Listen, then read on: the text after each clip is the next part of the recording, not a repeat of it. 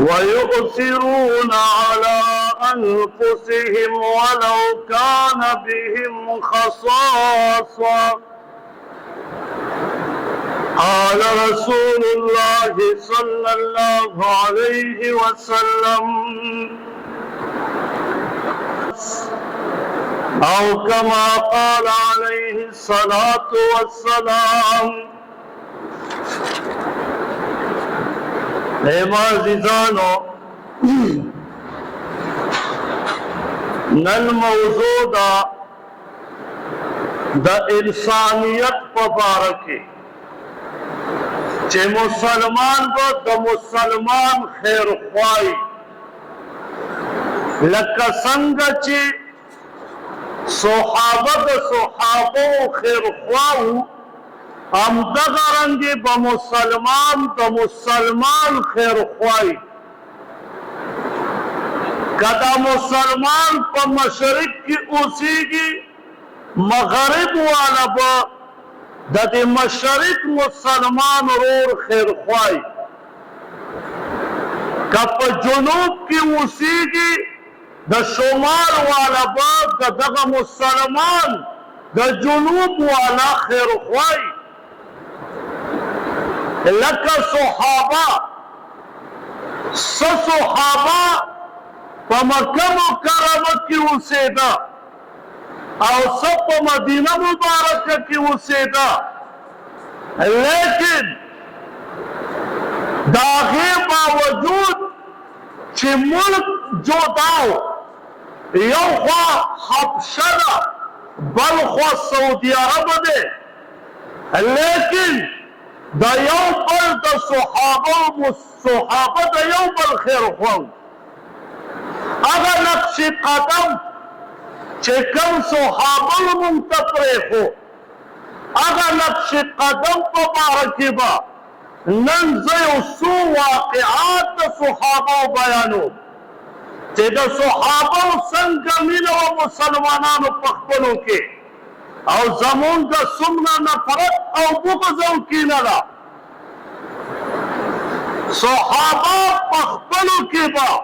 مسلمان یو موټی کو نبی علیہ الصلوۃ والسلام په خپل صحابه په خپلو کې یو بل موټی کو نبی علیہ الصلوۃ والسلام لکه څنګه په دې دنیا کې لیډران دي نبی علیہ السلام دغسې د صحابه یو لیډر نبی علیہ السلام یو بادشاه نبی علیہ السلام قاضي قضاء د دې ټولو عهدو سره سره نبی علیہ الصلوۃ والسلام هغه کافر چې چا پې بادشاهت نه غوښته د هغې نه یې داسې صحابه جوړ کړه چې بیا یې په یو بل باندې سر ورکو بیا یې د یو بل تپوس کو بیا یې د یو بل سره مینه محبت کو نبی علیہ الصلوۃ والسلام صحابه چې مدینه مبارکې ته هجرت وکړه نو تش طور صرف په وجود باندې کپړې هغې مدینه مبارکې ته راغله مهاجرین د مکې مکرمې نه لیکن هغه صحابو داسې ایثار محبت ورسره وکړه داسې انسانیت ورسره وپاله چې خپل جایداد یې دوه حصې کړه یو یې هغه مهاجرو ته ورکړه او یو حصه یې ځان ته ایثاره کړه او داسې صحابه چې د چا دوه بیبیانې وې یو بیبي ته یې طلاق ورکړه هغې چې کله عدت پوره شه 3 میاشتې بیا یې هغه مکې مکرمې صحابو ته یې په نکاح ورکړه داسې ایثار یې قایم کړه داسې محبت نشانې ټولې دنیا ته قایم کړه چې ای مسلمانانو تاسو به وروستو راځئ خو الله رب العزت یو نشان کېښوده چې که ته صحیح زندگی تیرول غواړې نو زما د پیغمبر صحابه ته لاړ شه. فإن آمنوا بمثل ما آمنتم به فقد اهتدوا. که ایمان زده کول غواړې، که په ایمان باندې تګ غواړې، که ایثار محبت غواړې، که انسانیت محبت غواړې، الله رب العزت هغه رابند که چې ای زما بنده زما د پیغمبر صحابه ته لاړ شه، هغې هغه تاریخ زده کړه، دغسې زندګي تېره کړه.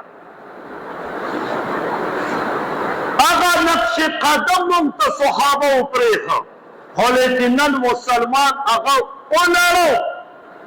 نبی علیہ السلام فرمای المسلم من سلم المسلمون من لسانه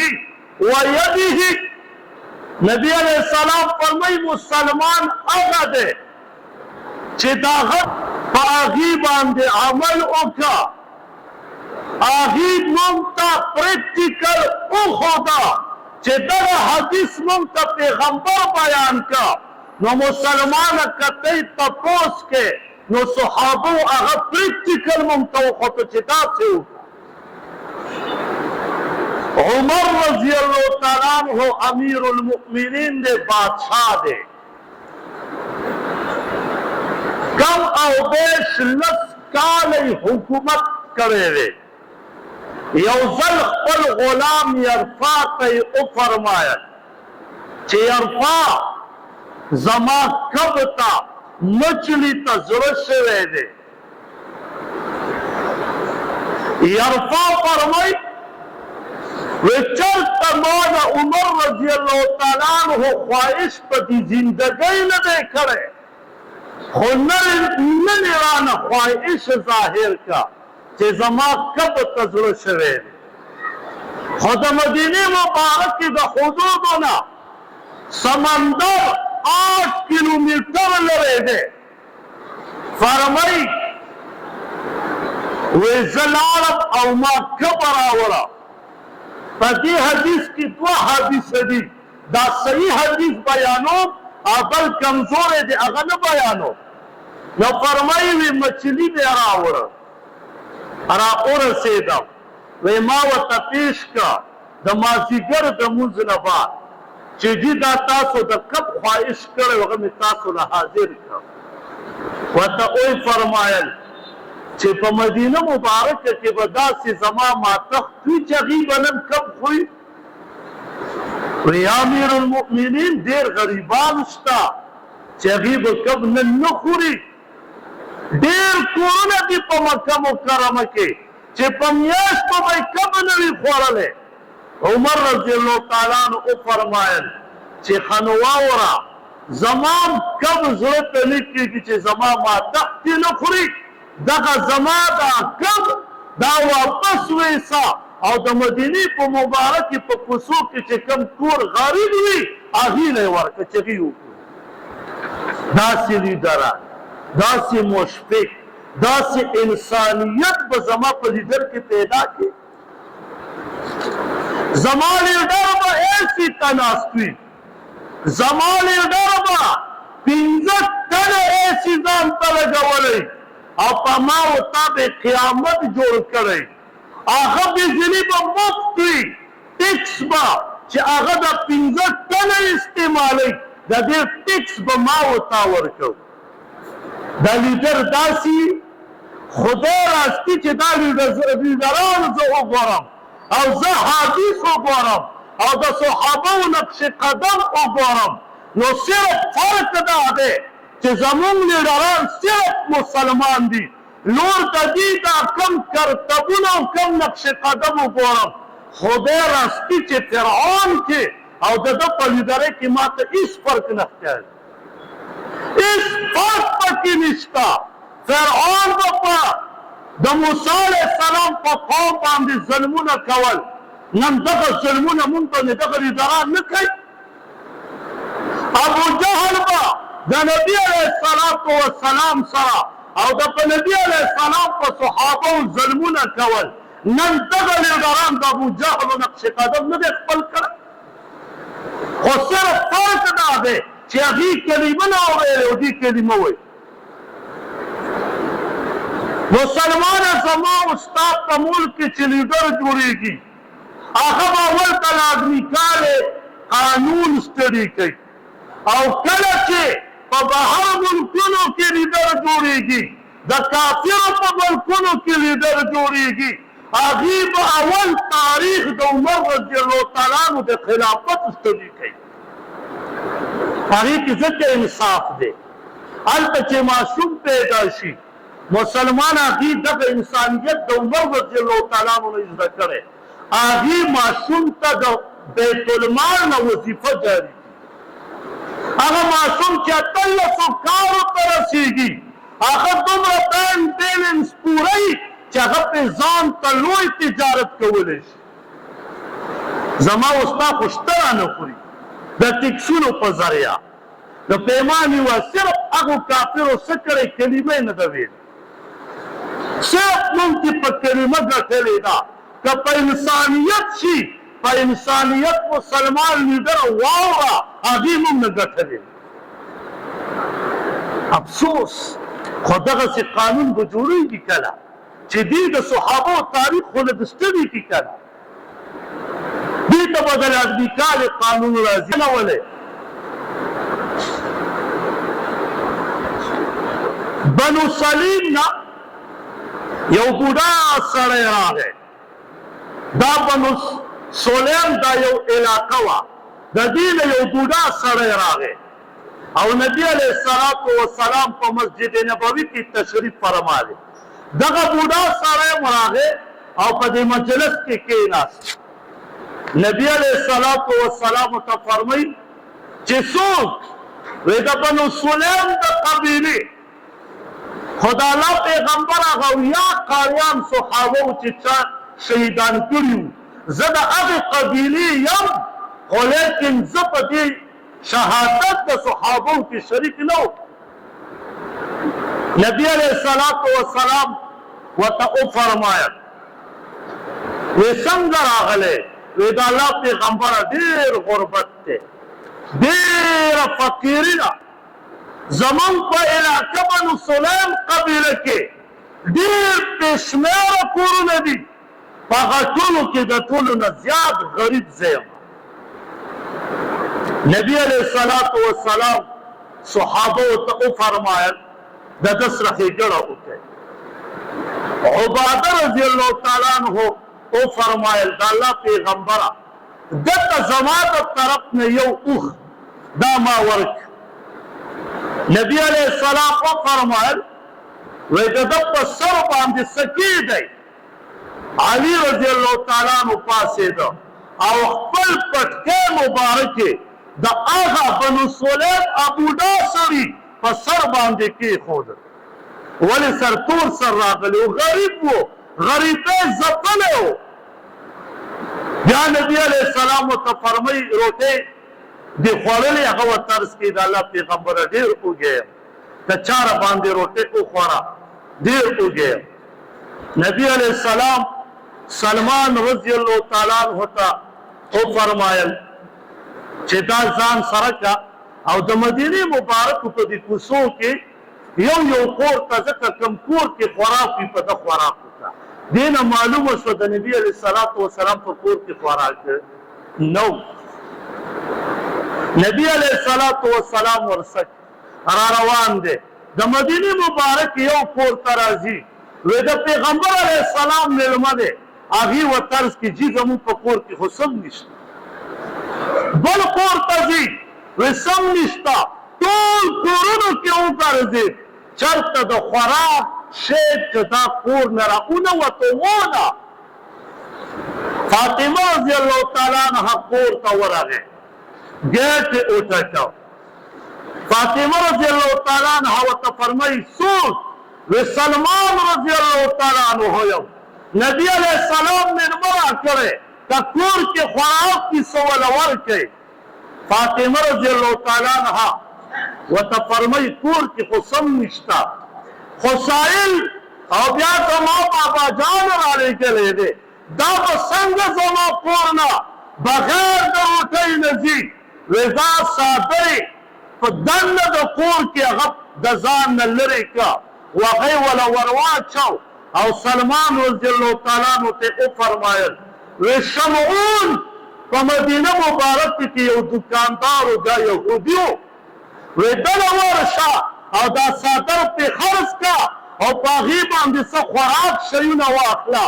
څه سودا واله غنم واله و هغه راوړه او په دې غریب باندې بیا وخوروه سلمان رضی الله تعالی عنه صادر راواخیست او په لاره روان دی وجاړ مسلمان انسانیت زده کړه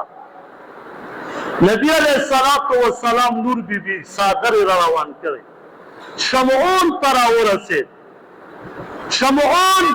ورته وایي سلمان ولې راغلی رضی الله تعالی عنه وی دا صادر والا د دې په بدل قیمت ولګوه ماله غله راکړه شمعون چې صادر واخیست خوشبو کې راځي سلمان رضی الله تعالی عنه ته یې عرض وکړه چې دا صادر د خوشبو راځي داسې صادر ما ته په عمر کې نه دی راغلی قصه بیانوه د صادر د چا دی سلمان رضی الله تعالی عنه کېناست او ویې ژړل یهودي ورته وایي شمعون ولې جاړې قصه بیان کا ټوله قصه یې بیان کا وی دا دغسې واقع شوې ده او دا صادر د فاطمې رضی الله تعالی عنها هغه یهودي په ژړا شه مسلمانه داسې انسانیت په ځان کې راوله چې کافر زما او ستا د عاداتو نه وجاړي نبی علیہ الصلوۃ والسلام نور مبارک صاحب داسې صادر دی چې د دې قیمت زما په دکان کې ماسکه نه پوره کېږي او دا صادرم والا او دغه غنم والا او کور ته یې ویسا وی کله یې کور ته ویوړه فاطمه رضی الله تعالی عنها ته غله واخیسته صادر یې ویوړه هغه صادر واپس شه هغه وړی وغږل فاطمې رضی الله تعالی عنها ته روټۍ پخې کړې او ورته فرمایي ای سلمان رضی الله تعالی عنه دا په دې غریبه مو خوروه او واوره نن دویمه درېیمه ورځ ده زما حسنینو بچو څه نه دي خوړلي نن به هغې روټۍ سلمان رضی الله تعالی عنه ورته عرض کوي دغه وړه چې کوم زیاتې شو بس دغه نه روټۍ ورکړه وی نه وی دا د مسکین وړه دي دا ما د خپل زوی یو صادر خرڅ کړی دی دغه وړه زما په بچو نه نه پیرزو کېږي دا واپس دې غریب ته ورکړه او ځان ته دې مسلمانه خپلو وږو بچو د دوو درې ورځو نه هر د خپل صادر قیمت هغه وړی په خپلو بچو نه خوړه افسوس لیډره افسوس افسره افسوس ایم پی ای او ایم ایل ای تا زما د یتیمانانو غوښې وخوړې تاکې انسانیت پیدا نه شي تا زما د غریبانانو وینې وڅکلې ای مسلمانه د رشوت ته دې نن چای نوم کېښوده مسلمانه نن دې رشوت ته د بوتل نوم کېښوده مسلمانه سود ته دې منافع کېښوده ای مسلمانه تا زما غریب داسې وسنډلو لکه سړی چې د دوړو نه ځان سندي تاکې به انسانیت کله راځي دا مه وایه چې زه به جنت ته لاړ شم دا یاد وساته مسلمانه دا الله حقوق الله معاف کوي خو پردی حق الله نه معاف کوي ګوره جهنم ته به پیځې ته د پردي مسلمان په بېعزتۍ کې خپل عزت لټول غواړې نو دا په خوب کې مو نه وینې دا یاد وساته ستا دغه دبدبه به سمو د خاورې کېږي مسلمان انسانیت باندې زندگی تیرا کا ظلم نہ لاس رکاو کا لیڈر سے ظلم نہ لاس رکاو کا عبداللہ رضی اللہ تعالیٰ عنہ یو ځل ډیر سخت بیمارو انار ته زړه وشه دومره موده کې انار صوفیہ رضی اللہ تعالیٰ عنہ بی بی و عبداللہ بن عمر رضی اللہ تعالیٰ عنہ کور والی یو درهم چاله ورکړه چې لاړ شي و انار راوړی نن زما خاوند خپل فرمایش ظاهر کړی چې یو انار وخوري او ډېر سخت بیمار دی چې انار یې څنګه کور ته راوړه او عبدالله بن عمر رضی الله تعالی عنہ ته یې ورکړه گیټ کې आवाज وشو چې سائل یما سوال کوم د الله په نوم سره راځي عبدالله بن عمر رضی الله تعالی عنہ هغه صفیہ رضی الله تعالی عنہ ته ورکړه چې شابه دا ورړه او دغه سائل ته ورکړه اوهو تاسو انسانیت نن خو زما مال دی زما حق دی ما نه به رشوت اخلي په دفتر په خپل مال به رشوت ورکو صفیہ رضی الله تعالی عنہ بیا دوباره بل انار را وغوښته یو بل راته راوړی زما خاوند هغه سائل ته ورکړه چې کله یې راوړه نو بیا یې وله ورکړه دویم طرف ته بیا سائل راغی وی انار که څه د کور کې وي په کار مې به وګیم نو پته لګي د عبدالله بن عمر رضی الله تعالی په کور کې څه نه نو دغه انار یې وله بیا په دویم طرف یې ورکړه ای بیمار دی په درېیم طرف یې ورته انار راوړه نو بیا سائل رانغی بیا یې وخوړل مسلمانه د ګاونډي دومره حق دی د سائل دومره حق دی که څه نشي ورکوی ښه خوله ونه استعمال کړه بدې ردې ورته ونه وایي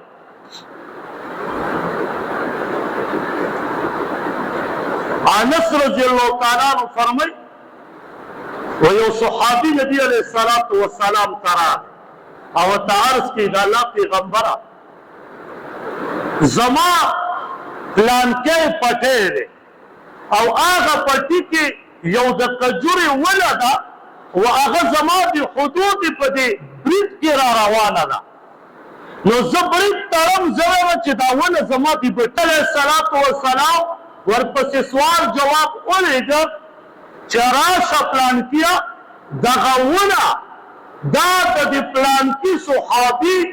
په برید کې را روانه ده هغې دې نه دا دیوال تاوی نو دا ونه هم پکې ستا راځي نو دا ونه دله ورکړه زه به تاله په جنت کې د دې ذمهواري درکړم د دې په بدل کې به د الله بله ونه په جنت کې درکړي وایي د الله پیغمبره نه یې ورکړو را روان شو دغه صحابي ورته عرض کوي چې د الله پیغمبره چې قیمت یې وایي قیمت به یې ورکړم نه یې پرې خرڅوم دغه سړی روان شه ابو دحداح رضی الله تعالی عنہ په مجلس کې ناست هغه ورته عرض کوي د الله پیغمبره که چېرې دغه ونه چې زه والم نو ما له ذمهواري راکړې چې ما له به د دې په بدل کې الله په جنت کې ونه راکړي وی آو ابو دحداح رضی الله تعالی عنہ رامنډه کړه سړي پسې و سړی روان ورته ویې فرمایل پلانکي ودرېږه وی سودا د سره کوم د دې یو ونې وی نه یې خرڅوم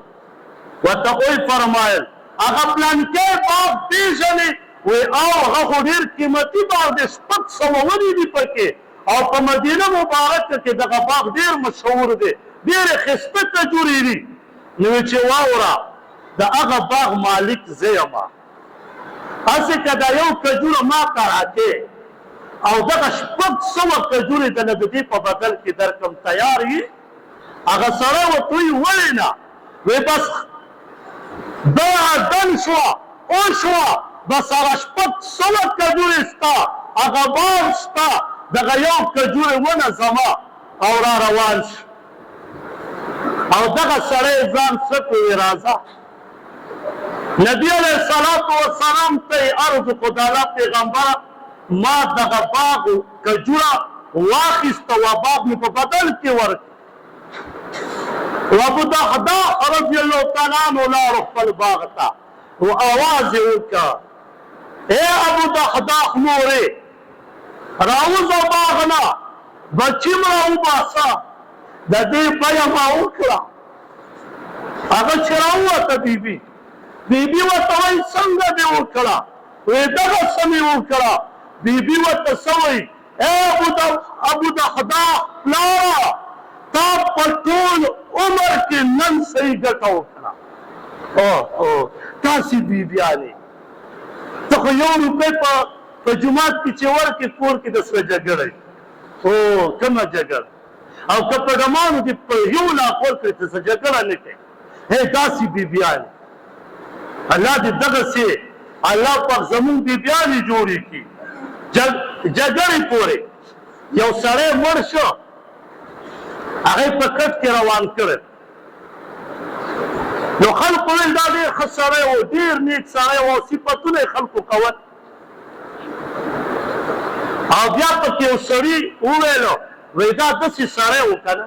چې ده سره ټول عمر کې خپلې ښځې اډو خوله والې نه ده، نه یې ورسره جګړه کړې. وایي دغه مړي د کفن نه سر را اوچت کړ. وایي دا دروغ مه وایه، لکه ته دا مه وایه چې کنې دا مونږ د مولیان مونږ څه ستا نه زیاتې خولې وایي. خو خبره مې دې پورې کوله چې دغسې بیبیانې چې په دین باندې پتنګانې وې. او بیا ورته نبي علیه السلام فرمایي ای ابودحدا رضی الله تعالی عنه وکجوره نه تاله به د دې په بدل کې الله 600 کجورې په جنت کې درکړي. ولې به درته ولګئ؟ نو پیمان یې ووایه نن سبا دغه انسانیت که ته وایې زه په خلکو کې انسانیت پیدا کول غواړم، نو انسانیت صرف په قرآن او حدیث باندې پیدا کړي. دغه صحابو چې دا دومره او نن مونږ الله مو دې معاف. ته چې د دفترونو ته لاړ شې، ته سرکاري ځایونو ته لاړ شې او ته دغه وګورې او د انسانان پکې خرڅېږي. انسانان الله دې مونږ د کچرو د عدالت نه بچ کړي.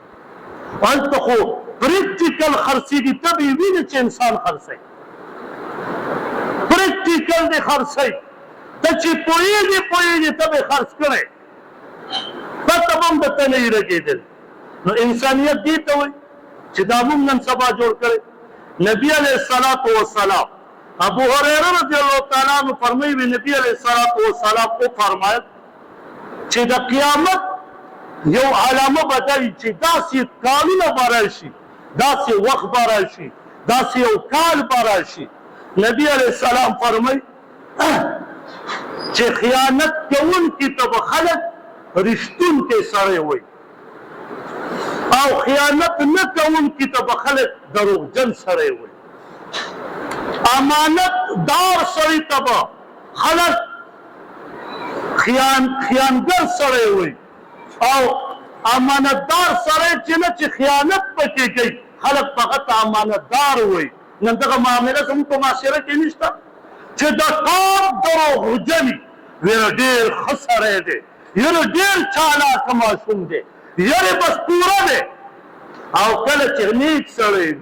5 وخته لمونځ کوي، دروغ نه وایي، ایمان هغه ته سبلون ورکوي. هغه یو مخ سړی وي، یو مخ ماشوم وي، هلک وي، هغه له سبلون هم نه ورکوي. ولې؟ ویله مو دا قسم نه پوهېږي داسې لالا دی.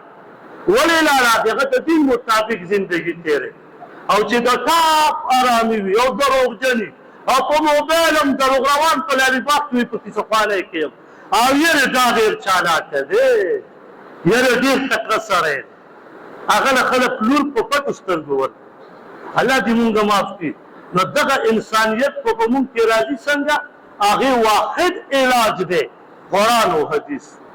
که ته وایې چېرې ما کې به نور څه په انسانیت سره، نن انسانیت بیړه غرق ده. فلسطین کې څه کېږي روان دي، کمپیوټر ته داسې مضبوط بیان ورکړ چې وایي حمله دې بنده کړي، حمله نه وکړئ، بند دې کړي، نو سبا در باندې مسایل در خوشې کوم. خدای راستي د یهودو دومره وړوکی ځای دی چې صرف 1.40 مسایل یې کافي دي، بس د میانځ نه بې ویسي. خو چا ته زړه ورکړئ؟ هغې هغه ظلم اوس یې په لبنان شروع وکړه. موږ مسلمانان په خپلو کې لاندې وځي. خو افسوس دا دی چې الله رب العزت یو غیرتي لیډر په دې 52 ملکونو اسلامي کې پیدا کړي چې غیرت پکې الله واچي د امریکې نه یریږي هلکه ولې یریږي قرضدار یې خو چا وژلی نه دی چې پې ورخوشی که قرضدار یې مړ کولی دې نه شي الله مو دې معاف